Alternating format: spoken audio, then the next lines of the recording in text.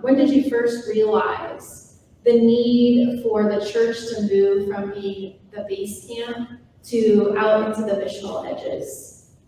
So my journey into this partly was very intuitive. I led a church in the southwest of England, quite a large and very active church.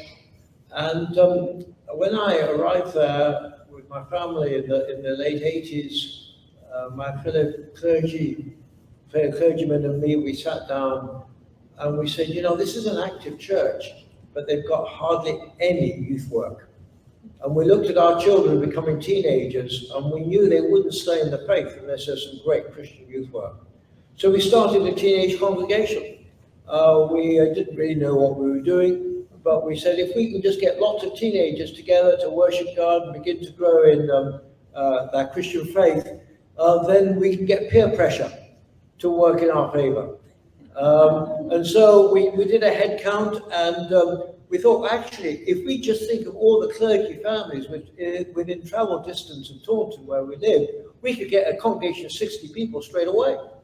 And so we started it, and I guess half of the people who came were churchgoers, perhaps nearly half were non-churchgoers, but we would get 150 people coming every other week for this great sort of Christian event, and then in between time, we'd been in smaller groups where they could go deeper in the Christian faith, all age-based.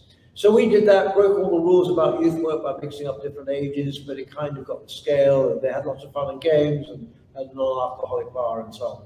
And then when I left Taunton in the late 90s, I was involved in a secular project that was looking at emerging trends in society.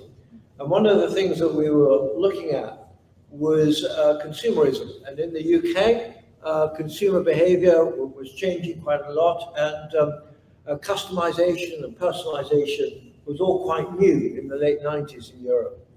And I remember waking up one day and thinking to myself, it's really interesting.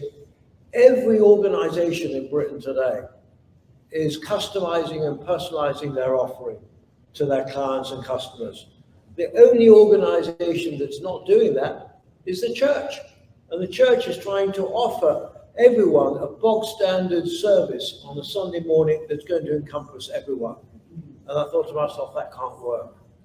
And so I went around and started talking about it, and then I wrote a little book in which I tried to imagine the year 2020.